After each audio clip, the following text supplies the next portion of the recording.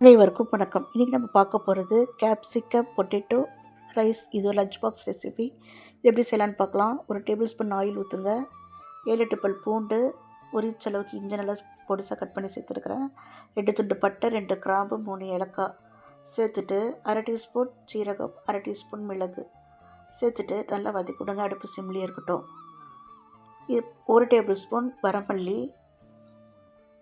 சேர்த்துட்டு அதையும் நல்லா வதக்கிவிடுங்க.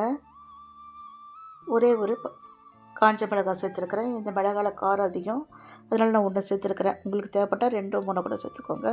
காரம் உங்களுக்கு தகுந்த மாதிரி சேர்த்துக்கோங்க. 2 டேபிள் ஸ்பூன் தேங்காய் சேர்த்துருக்குறேன். சேர்த்துட்டு நல்லா வதக்கி விட்டு இது ஒரு ஃபைன் பேஸ்ட்டாக அரைச்சி எடுத்துட்டு வந்துடலாம். ஒரு குக்கர் வைக்க 2 டேபிள் ஸ்பூன் ஆயில் ஊற்றுங்க. ஒரு சின்ன துண்டு பட்டை, ஒரு பே லீஃப், அரை டீஸ்பூன் சீரகம், ஒரு பெரிய வெங்காயம் நல்லா வதக்கிவிடுங்க.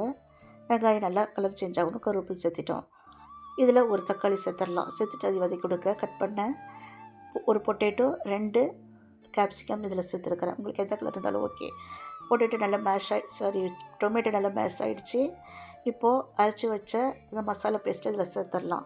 சேர்த்துட்டு ஆயில் பிரி வதக்கி கொடுங்க. ஒரு அரை டீஸ்பூன் காஷ்மீரி சில்லி, அரை டீஸ்பூன் மஞ்சள் சேர்த்துருக்குறேன். சேர்த்துட்டு நல்லா வதக்கி கொடுங்க. இது கலருக்காக மட்டும் தான் சேர்த்துருக்குறேன். நல்லா வதக்கி கொடுங்க. எண்ணெய் பிரித்து வரட்டும். இதில் நான் 1 டம்ளர் அரிசியில் ஊற வச்சுருக்கிறேன். 1 டம்ளர் அரிசிக்கு 2 டம்ளர் தண்ணி. இது சாப்பாட்டு அரிசி தான் சேர்த்துருக்கேன். உங்களுக்கு தேவைப்பட்டால் பிரியாணி அரிசி சேர்த்துக்கோங்க, இல்லது பாஸ்மதி ரைஸ் இதோட சேர்த்துக்கலாம்.